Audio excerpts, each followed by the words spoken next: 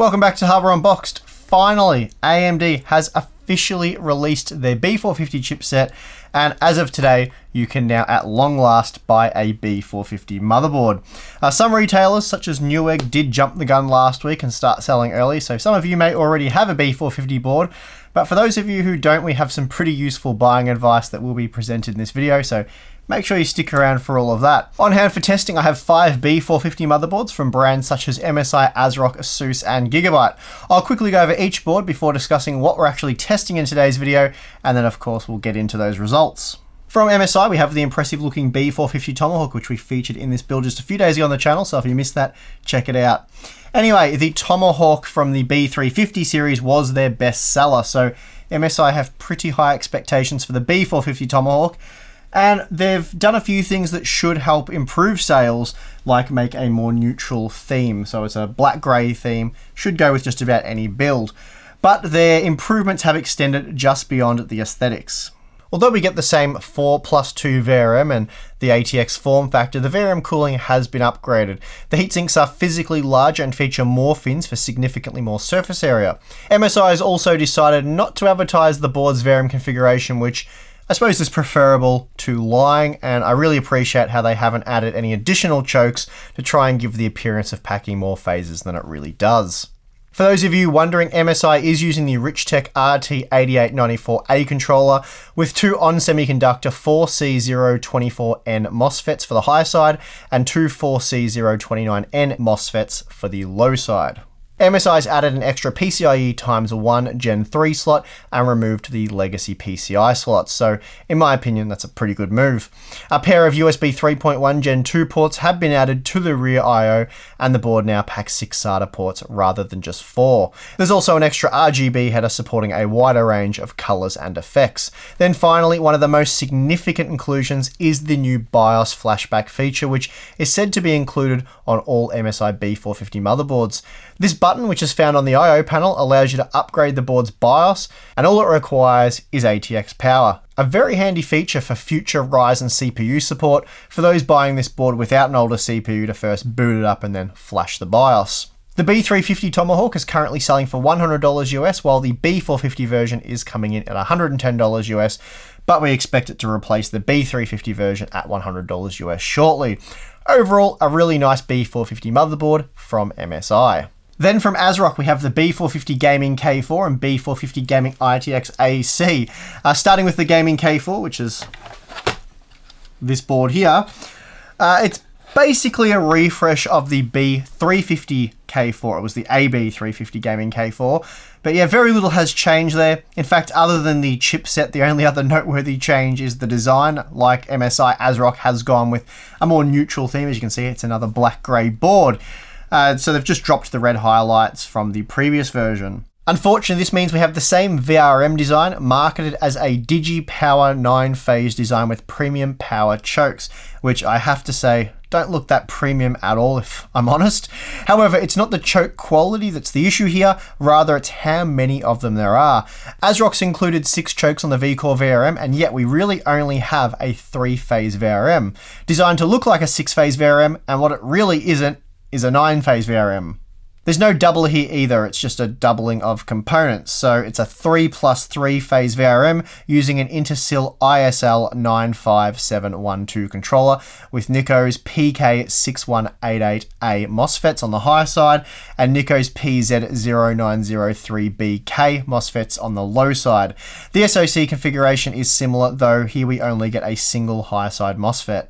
So it's quite disingenuous to advertise this motherboard as having a 9-phase VRM when it only has 3 phases for the V-Core. They've also done the same thing with the B450 Gaming ITX AC. This is advertised as having an 8-phase VRM when in reality it's a 3+2, so 5 phases in total. The board also lacks cooling on the SoC VRM, so not sure how well that'll go with a Raven Ridge APU. The focus of today's video though will be on the 2nd gen Ryzen CPUs, but the APUs are something that I can come back and retest with the B450 boards later. So the B450 Gaming K4 is coming in at $100 US, which is also $10 US over the current asking price for the B350 version, and then the B450 Gaming ITX AC is coming in at $130 US, which was the original asking price of the B350 equivalent. Overall, no real upgrades from Asrock, which is a bit disappointing. From Asus, we have the ROG Strix B450F Gaming, the company's most premium B450 motherboard at $130 US. So certainly up there in terms of pricing. When compared to the B350 version, you get USB Type-C, you also get an extra M.2 slot and a pre-installed I/O shield. However, for some reason, they've also added a big plastic shroud over the I/O area, which unfortunately extends over the V-Core VRM heatsink, blocking much needed airflow. I know why they've done this. It's a cheap addition to the board that makes it appear more high-end than it really is, and they've also been able to add a neat little RGB logo as well. While it does look quite nice, it really is a gimmick, and I feel that it will hurt the board's thermal performance, something we will look into soon. Before we get to that though, the last board we have on hand for testing is the Gigabyte B450 Aorus Pro Wi-Fi. And on the surface, it looks like Gigabyte has really upped their game for the new B450 range. And I suppose in some ways they have, but in some ways they haven't. The 8+3-phase VRM marketing scam has been abandoned now, and it's just called a hybrid digital PWM, which I suppose is fine. However, like Asrock, Gigabyte has gone with a choke-heavy approach in an effort to fool buyers into thinking that it's a more premium board than it really is. On board, you'll count no less than 11 chokes, so pretty impressive stuff. Or is it? This isn't the beefy VRM that it appears to be on the surface. Despite packing what looks like 11 phases, it's really just a 4+3 phase VRM using the Intersil ISL 95712 controller. However, unlike the MSI board for example, each phase only has a single high side MOSFET with 2 low side FETs. Then the 3-phase SoC VRM only employs a single high side FET and a single low side FET. Both the V-Core and SoC VRM do feature passive cooling, so that's something, though the heatsinks aren't particularly impressive, and like Asus, Gigabyte found it necessary to limit airflow over the V-Core VRM heatsink with an unnecessarily large plastic shroud. Despite that though, the rest of the board does look very good, even at the $120 US price point. You get Intel dual band 802.11ac Wi-Fi and Bluetooth 4.2, dual M.2 slots, ALC 1220 VB enhanced audio with WIMA audio caps, Intel Gigabit LAN, 6 SATA ports, plenty of PCI Express expansion, and a nice looking integrated I/O shield.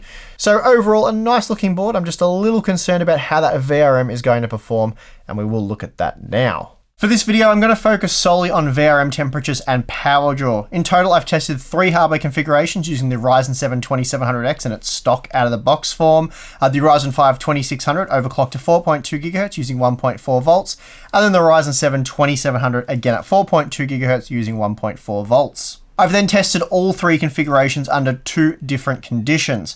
Firstly, on an open testbed with no direct airflow using a closed-loop cooler, and that would be, I suppose, somewhat of a worst-case scenario that will rival a case with pretty poor airflow. Then for the best case scenario, I've tested inside the MSI pylon using my case modification demonstrated in the build video from a few days ago. I call this a best case scenario as we are using a well-ventilated case with direct airflow over the VRM in a room with an ambient air temperature of just 21 degrees. Now, depending on which configuration worked best, I've used either a rear or top-mounted intake fan blowing air over the motherboard's VRM. In fact, it was only the Asrock B450 Gaming K4 that worked better with a rear-mounted fan. The rest preferred the fan mounted in the top of the case. For stress testing, I'm not using a PowerBug type program like Prime 95. I have nothing against using that kind of software, it certainly has its place. But for this test, I wanted to use a real-world workload, so I went with a Blender workload that takes the Ryzen 7 2700 well over an hour to complete. The load results are reported after an hour of running the Blender workload, and then the idle is taken after a 10-minute cooldown period. To record the temperatures, I'm using a digital thermometer with K-type thermocouples. I've placed one directly on top of a high side MOSFET and then the other on the low side. So I'm measuring the temperature directly from on top of the component, between it and the thermal pad, and not an internal temperature, which is bound to be a little higher. Oh, and I will be reporting the highest temperature of the 2 probes. And I should just point out that all boards have been tested under the exact same conditions, so this will give us a clear picture of how the VRM temperatures compare from one board to another. I think that's about everything. Let's get to the results. First up, we have the passive results. Here, each board was tested on an open test bed with no direct airflow. Basically, we're relying on whatever air circulation there is in the room. Installed is the Ryzen 7 2700X with the Deepcool Castle 240, so even the CPU cooler isn't directing any airflow over the VRM heatsinks. As a result, things get pretty hot with the 8-core 16-thread CPU installed. The Asrock B450 Gaming K4 and MSI B450 Tomahawk are the standouts here, keeping VRM temperatures below 90 degrees after an hour-long blender stress test. Anything over 100 degrees we deem as unacceptable, and we see the Asrock B450 Gaming ITX AC and Asus ROG Strix B450F Gaming pushing past this. The Gigabyte B450 Aorus Pro Wi-Fi pushed well past that threshold, hitting an incredible 121 degrees, and the blender workload did crash multiple times, but I'll talk more about that towards the end of the video. For now, let's add a 120mm fan to either the rear or top of the case to direct a bit of airflow towards the V-Core VRM heatsink. Now, for these results, please note all motherboards except for the Asrock B450 Gaming K4 had the 120mm fan installed on the top of the MSI pylon case, directing airflow over the VRM. The Gaming K4 ran considerably cooler with a rear-mounted intake fan. As you can see, despite being now installed inside an ATX case, the temperatures are greatly improved thanks to the drastically increased airflow over the VRM heatsinks. The MSI B450 Tomahawk was the biggest winner here, dropping down to just 52 degrees. The Asrock B450 Gaming K4 also did well, providing sub 60 degree temperatures. The rest of the boards were now acceptable, and even the Gigabyte B450 Aorus Pro Wi-Fi managed to stay under 70 degrees after an hour-long stress test. The Gigabyte board was also no longer crashing. Here's a quick look at total system power draw from the wall, and interestingly, the Gigabyte and Asus boards drew the least amount of power, despite being the hottest operating boards. Asus also heavily drops CPU voltage when the system is completely at idle, which is why we see a noticeably lower idle consumption for the B450F Gaming. Then finally, with the Ryzen 7 2700X, we have the peak consumption results for the CPU as reported by Hardware Info. Again, we see the Gigabyte B450 Aorus Pro Wi-Fi, Asrock B450 Gaming ITX AC, and Asus ROG Strix B450F Gaming, all appearing to be the most efficient boards. However, what this really means is that they have the most severe voltage drop under load. The Gigabyte board dropped 13% lower than that of the MSI B450 Tomahawk, and this could possibly explain why I was seeing instability issues without VRM cooling. Next up, I've gone with what might be a more realistic high-end configuration for most B450 motherboards, the Ryzen 5 2600 overclocked. For this test, we have an all-core overclock of 4.2 GHz using 1.4 volts, and again, I'm starting with the passive results on the open-air test bench. Temperatures are slightly lower than what we saw with the stock 2700X, and this was to be expected, as we found in our day one review that the overclocked 2600X consumed roughly the same amount of power as the stock 2700X in the blender workload. That being the case, the performance trends are all very similar to what we found previously with the 8-core CPU. Again, I should point out that the Gigabyte board did crash a few times during this test, and when forced to rerun for a third time, it ended up running into the dreaded blue screen of death. I'm not sure if this is related to the VRM or not, or it could be some other issue with our particular board, but for now it's quite clear this board does have the worst performing VRM of all the B450 boards we have on hand. With the B450 boards installed in the ATX case with direct airflow over the VRM, we see temperatures again drop significantly, and they're a few degrees cooler than what we saw when testing with the stock 2700X. Power consumption is also slightly lower, but we do see an even bigger drop-off for the Gigabyte, Asus, and Asrock B450 Gaming ITX AC when overclocked. I should point out that the Gigabyte board doesn't offer fixed voltages, so I couldn't set it to 1.4 volt like the other boards, and there's also no LLC options. The only option is to offset the voltage, which can be maxed out at plus 0.2 volts. Looking at the CPU power draw on Hardware Info, we again see that the Gigabyte B450 Aorus Pro Wi-Fi is feeding the processor considerably less power than the other boards tested, potentially causing us stability issues. Finally, we have the ultimate test, the Ryzen 7 2700 overclocked to 4.2 GHz using 1.4 volts. For this configuration, I'm skipping the passive testing as I wasn't really that keen on risking my CPU or power supply. As you can see, even with direct airflow, the Gigabyte B450 Aorus Pro Wi-Fi hit 98 degrees under load. Without airflow, it's not going to end well, especially if we kept pushing it. The Asus ROG Strix B450F gaming also exceeded 81 degrees, which is certainly getting up there. And then we have Asrock's mini ITX board, and the B450 gaming ITX probably won't be afforded the kind of airflow it is in this ATX case as it would be in your typical mini ITX case. So although it only peaked at 75 degrees, this is likely going to be a best case scenario, and it will get much hotter in pretty much all mini ITX enclosures. The Asrock B450 Gaming K4, on the other hand, did very well, as did the MSI B450 Tomahawk. Both performed exceptionally well, showing no signs of stability issues at all.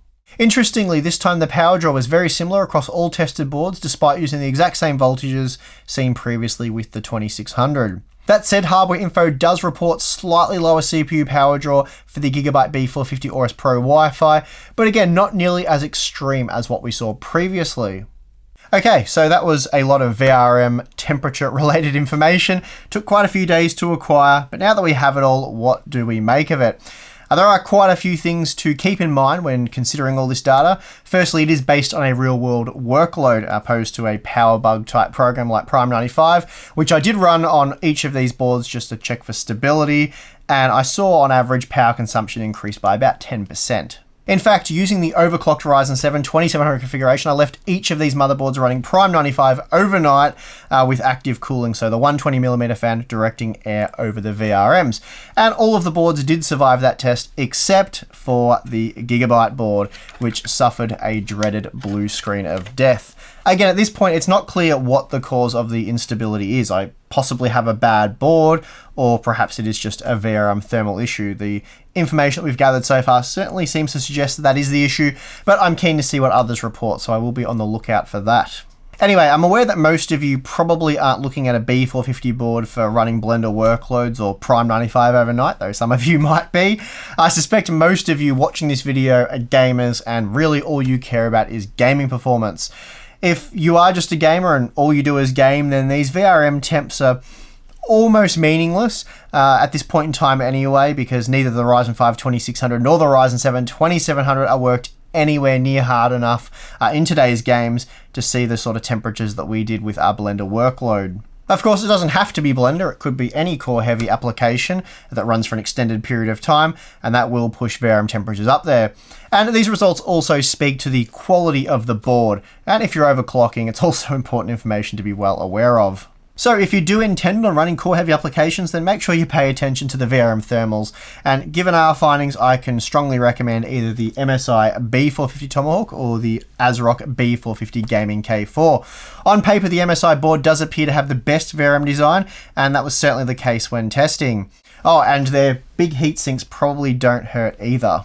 Despite only packing a 3-phase V-Core VRM, the Asrock B450 Gaming K4 made the Asus ROG Strix B450F Gaming and Gigabyte B450 Aorus Pro Wi-Fi look a bit silly, it has to be said. The Asrock board has these nice finned heat sinks, so great for increasing the surface area there and basically cooling down as air flows through them. Whereas both the Gigabyte and Asus boards just have big old chunks of aluminium, which are great for extracting heat from the MOSFETs, not really great at then getting rid of the heat, so they're kind of like big heat reservoirs.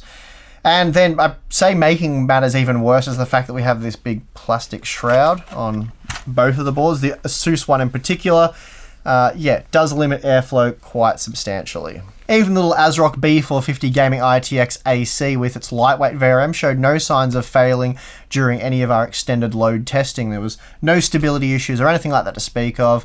Still, having said all that, I do need to go back and test it with an overclocked Ryzen 5 2400G to see how the APU goes with that 2-phase passively cooled SoC VRM. Based on what I've seen so far, MSI hands down has the best value B450 board on offer with their Tomahawk model.